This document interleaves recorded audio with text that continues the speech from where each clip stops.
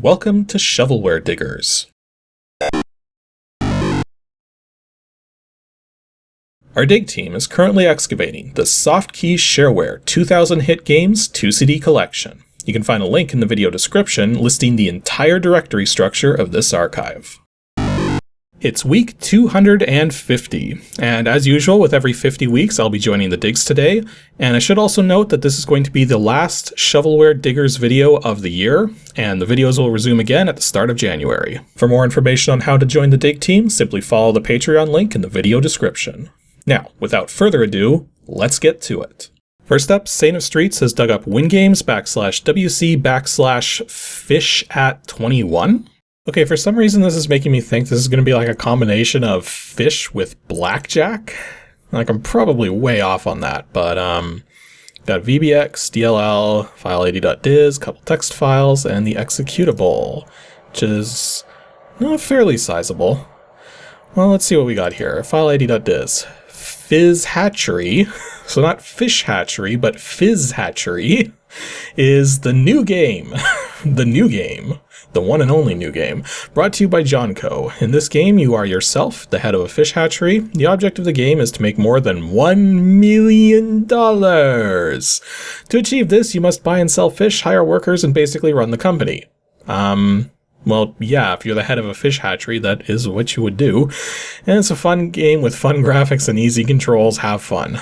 Okay, that's a lot of fun that you're trying to push on us here, but let's see if it's justified. The readme.txt has some version differences. Apparently this was made by John Reinberg. And... oh, wait a minute. Oh no, wait, those are the files that this came with. Okay, so it came with the proper files. And of course, you gotta love this. For more insured use, which is a weird way of putting it, you may want to put commondialog.dll and commondialog.vbx in your Windows system directory. It doesn't matter, but at least he's saying you may want to, as opposed to you have to, because some people didn't understand how, current working directories work. Oh, and it also needs VB-Run 300, which is not included, which, again, I've said it before, it's kind of dumb that the VB-Run files aren't included with some of these games, but quite frankly, this file right here is like, if I can go look it up right now, actually. But part of the reason why they didn't include these files is because they're big. Like VB-Run 300, where is it? It's going to be in here somewhere. VB-Run 300, yeah, that's 389 kilobytes. So if you're only distributing like a 50K game and you have to add this to your zip file, well, that complicates the download back when you're talking about 9600 baud modems. And then looking at the order form, it's $10 for the game. So that's actually a fair price. So let's see what we got. Fizz Hatchery with a really bad drawing of a fish. Software may be freely distributed. No warranty is provided. Copy is registered to unregistered. Okay. Welcome to Fizz Hatchery. Fizz Hatchery is Shareware? It's supposed to be Shareware, no A in there. This means that after the 30-day trial period, you must register your copy of Fizz Hatchery. The cost of registering is $10, when it should be sent, yada yada. Registering gives you many benefits, such as codes, personalized copy, more options, and more. The redundancy seems to be in this person's nature here. Because it's like more options and more. And then for more information. Okay, I got interrupted, and as I was waiting, this came up here. First there was this inspector window saying an inspector has arrived and is checking your factory, and he's saying your hatchery is fine for now, and apparently the game was playing even though I wasn't playing. So yeah, it seems there is a game speed going, so let's hit the pause so that we can actually take a look at what's going on here. So apparently it was the year 2000 when I started, but again, time was passing without me knowing. And it's weird that it's... okay, that's very weird. The game is not designed to be maximized, but it maximized automatically, and if you try to restore, it goes into a single border window, so you can't resize it properly. And that's clearly way smaller than it's supposed to be. So you have to play it maximized, even though it doesn't fill the whole screen. That's just weird.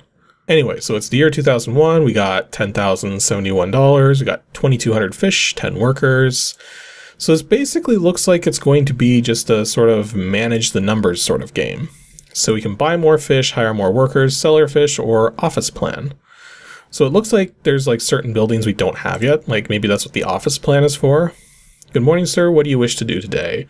Buy more fish, sell your fish, expenses, leave the office.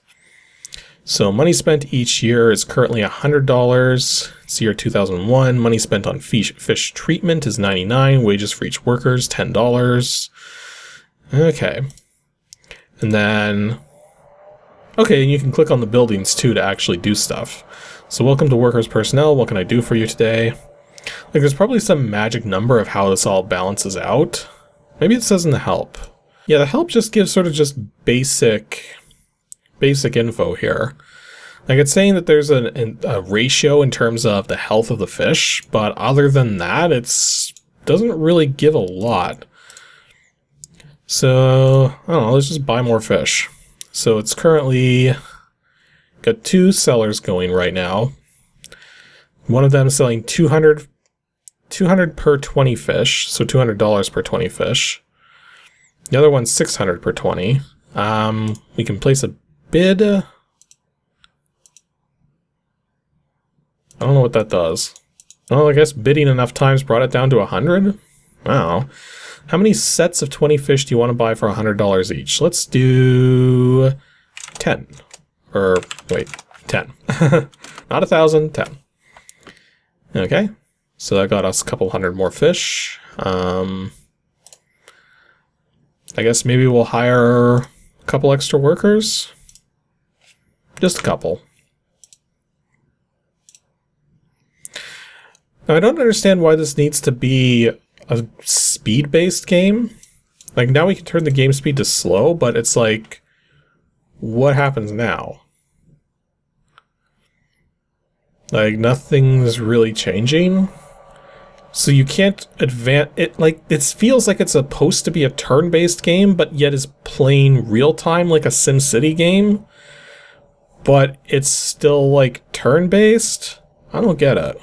So this is kind of amusing. So the inspector just came and said that I'm not paying enough for fish. The ratio is supposed to be $1 per 22.3 fish, so I'm charged a fine of $200. But what's amusing about this is that look at how this is weirdly spaced like this.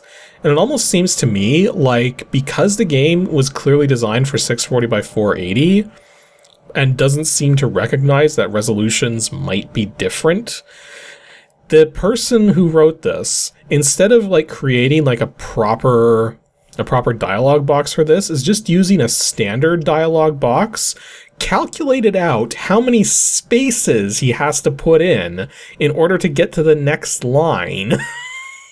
And is doing that like based on how big the box will get by default in terms of the horizontal width. But that's different at 800 by 600 than at 640 by 480. So that's why it looks weird like that. At least that's what I'm guessing. Anywho, so I lost a little bit of money because I wasn't paying enough to keep the fish healthy. So let's actually do something about that. First of all, let's buy some more fish. And then in terms of keeping everything going, let's go to expenses here. So money spent each year. Let's raise this up to 200, because that'll keep the fish nice and healthy. Maybe this scroll bar up here isn't supposed to actually be active. Oh, come on! I wasn't done with my turn yet. Yeah, this isn't a good way of doing this. You can't have it so that it's... Yeah, you can't have it so that the game is progressing automatically when it's turn-based. That doesn't make any sense, and it's aggravating and annoying. Anyway, so what I wanted to do is spend 200 on fish treatment. I'll bump the employee wages up a bit just so that they work better. I don't know if that'll do anything, but anyways, leave the office. Now set the game speed to slow. And now we gotta wait because this is a really dumb way of doing this. Tree is fine for now. And so we're up to Workers' wages 240, receivable for fish 37, interest received for a certain amount of money. So I guess we're fine. So if I wanted to like sell fish now, so like, I mean, I bought them for, okay, so if you bid too many times it goes low or something. So I can sell fish now, so if I sold like 1,000 fish, or no, it's sets of 20, so I don't want to sell 1,000 sets of 20. Let's sell 50 sets of 20. And now we're up to $40,000. But now if I wanted to buy more fish, I could like buy a whole bunch more from this one. So I could buy like 100 sets of 20. I should buy 100 more sets of 20. And so now I've got 6,000 fish. This is a very weird game. See, that was Fizz Hatchery, or Fish Hatchery, or however you want to pronounce it. It's kind of weird. It's like a number balancing game that clearly has some SimCity inspiration, even though that's extraordinarily basic by comparison.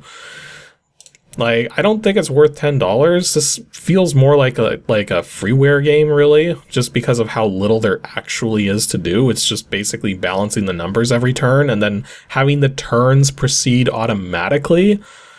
I don't know, it's just weird.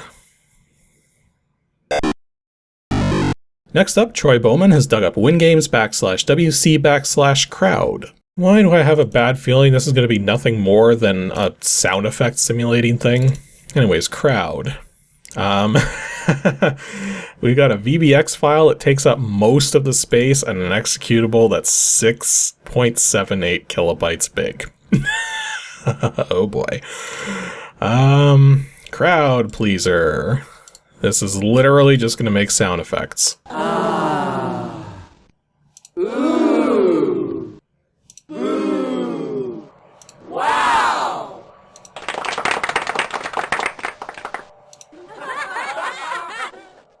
Huh? Yeah. And that's the end of that. Actually, to be fair, one thing I did notice listening through all of those just now is that they all seem to be made by the same group of people. Like it's actually the same voices for all of those effects. At least that's what I was noticing. But other than that, there's no author information either, so we have no idea who made these. Oh well. Well, that was fast, so Troy Bowman gets another dig. WINGAMES /unclassified/SOLUS. Either this is souls misspelled, or it's something entirely different. So, SOLUS. Okay. Ooh, I don't like where this is going. This is another... Well, it's not super small, but a little worried. License write file, SOLUS write file, and SOLUS help file. Well, it is actually called SOLUS, so let's see. And then those help topics, so game menu commands, start a new game, displays about dialogue, playing the game. The object of SOLUS is to finish the game with only one game piece left on the board. Okay, so making a move. Move the pointer to an occupied square. The pointer changes to a cross. We can make a legal move. To make a legal move, there should be at least one occupied space adjacent to yours whose neighbor is empty. You know, I got a funny feeling this is going to be a very basic puzzle game. In fact, let's just load it, because I just think I know what this is going to look like. And apparently the person wants, Yorgo Virgos, I got that right, wants $10 for this. Okay. This is exactly what I expected. I was just reading the rules there for a moment. I'm thinking, this sounds like jumping pieces. And yeah, this is one of these jumping pieces puzzles. Like, I'm not very good at these, but like, here we are. One thing I always like to check, though, is if diagonals are possible. Okay, it won't let you do diagonals. In fact, it won't even show the cross cursor unless you can move that piece. So that's interesting. Another thing I find kind of weird is that the help menu is offset. And apparently, looking at the way this is blued in over here, it's because there's a whole bunch of spaces in the menu command. So that's kind of weird that the person would do that, but you know, whatever. And we got the standard help thing. Yeah, nothing else in there. We got an undo in the edit menu, and we got an about screen. It says it was made in 91, so this might be Windows 3.0 software. And then there's a new game option, and that's pretty much all there is to this. I mean, I don't know if this counts as like a full dig or not. Because again, this is pretty small, but at the same time, it's like there's more meat here than on the last thing. I don't know. I think we're just going to move on. So we're going to finish things off with my dig, DOSGAMES /arcade/C2. Now, quite frankly, looking at that directory name, you pretty much could be anything, but as you might expect, I happen to already know what this is. And it's actually not that bad a game, but first let's actually go into the doc file. So edit c2.doc. So this is called Cyberbox 2. And this happens to be done by Doug Bieferman, which we've actually seen before on something here that I didn't know he made, because this guy actually didn't make a lot of stuff. So it's kind of coincidental that he was also made this one. But yeah, Cyberbox 2. So I don't know if the original Cyberbox is on here, and I know that there's like a remake of this that was done by somebody else, but this particular game, it's a puzzle game, but it's kind of like a puzzle game that has multiple puzzles in the same level. You'll see what I mean in a moment here. Also, the registration for this game was $7 or $5 if you actually mailed him the disc to put it on. And it also says here that he gives you his other two games here, Fiddle and Gripple. I think Gripple was the one we saw before of his other games. Might be wrong about that. But anyway, so let me just show you this, because part of the reason why this one fascinated me was because I originally played this from this Shareware collection when I owned it in the mid-90s. But guess what I played before it? Well, there's going to be some familiarity here for a lot of you. So first of all, you get to choose your level, and it's basically each level has a certain number of gems you have to get. And each gem is hidden behind various kinds of puzzles where you push things around. And if we actually take a look at this, what's the first thing this reminds you of? Like, you're moving around, you've got blocks you can push, you've got a little map on the side, you've got some controls listed on the side, and if you touch these question marks, you get little message boxes. This is like ZZT. This really is. It's like a puzzle-focused ZZT that doesn't have any enemies or shooting. So anyway, so we get to this first question mark box. Hi, question marks reveal messages like this one and then go away. Welcome to the game, and remember that you can increase the size of the view box by hitting space, or get basic help by hitting question mark. So yeah, so if you hit the space bar, it actually makes the whole view bigger, so that you can see more of what you're doing, by getting rid of like the extra information at the top and the controls at the side there. And then another thing you can do if you use the numeric keypad is you can actually move the view around without moving your player. So in case you need to get a better view of everything that's going on so that you don't screw yourself up with a puzzle or something. So yeah, we get to this next question mark here, and it says you can push sliders horizontally, vertically, or both ways, depending on which way their arrowheads point. Try to get the gem to the left by moving around the sliders, then close it. If you make a mistake, hit Control R. So yeah, so Control R is basically restart from the beginning, but a smarter thing to do is just sort of save your game, and depending on the initials you put in, you have 9 of your own save slots. So let's see, if we push this aside, push that aside, and I think what I want to do is push that up. Just push that like that, and there we go. Screen flashes, we get a gem. So we've got 7 gems left in the level to get. So we head down here. Pushers, like the ones below, move whenever they can in the direction they point. So yes, that's another thing that ZZT had. Like, I'm trying to wonder if this came before ZZT or if ZZT came after this, because that would kind of determine like who inspired who almost. So yeah, so if I push this like that and get out of the way, yeah, it actually moves lightning fast. I think even if I turn the cycles down, that would actually move like really quickly. And here's another thing down here. Patches of ice, like the one below, are common in this game. It shouldn't be difficult to get this gem and then get out, but in the future it won't be so easy. Try it and then go for the gem in the room to the left. So yeah, so if you walk on ice, you slide across it. And yeah, you don't slide super quickly on the ice. And yeah, getting the gem on this one isn't too bad. Neither is getting out there. And then we end up in this room here. Those red boxes with white arrows are called meta blockers. When you push on them, you're actually pushing on the square to which they point. So yeah. Basically, if we push on this, it's technically pushing on that. So what we can do is move this down like that. And there we go. So yeah, I redid this section just in case I missed something pertinent, but yeah, the meta blockers basically, they either only allow you to move in one direction, or you can move in any direction, and it's basically just pushes whatever's on the other side, as if you had moved into it. So in this case here, what we have to do is we have to get that arrow moved aside, because obviously, if we do that, now we're going to be trapped in here, right? So quickly restore there. I should have saved after I did this one. Okay. So what we can do is push these like this, push that over, and you see that that actually slid across the ice. And we move out like that. So 2 more gems to get.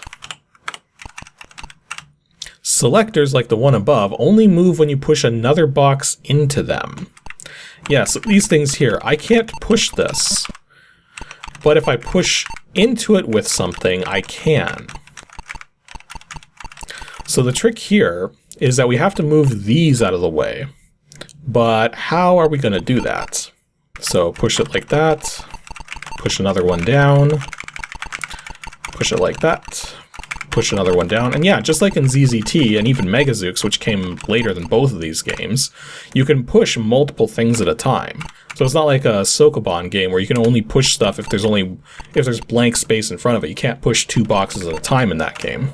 And so now try a puzzle that involves all the things we've seen up to now. Okay, so we already know that pushing this down is going to make that thing move. And if we use the numeric keypad, we can see that we're not really causing a lot of chaos. If we were to push that out of the way, the only trouble is that we might end up getting blocked over here. Because you can see there's like 4 spaces, one of which is that arrow block there.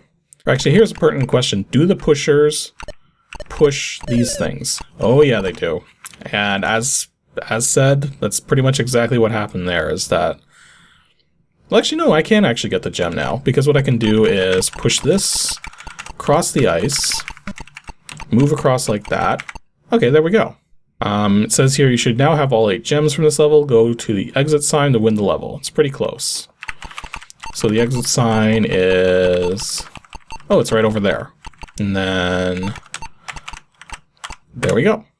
Congratulations, your final score is 606, a new low. And yeah, it's scoring you based on the moves you make, so the fewer moves, the better. And the idea is that you can actually make your own levels. I'm not entirely certain how.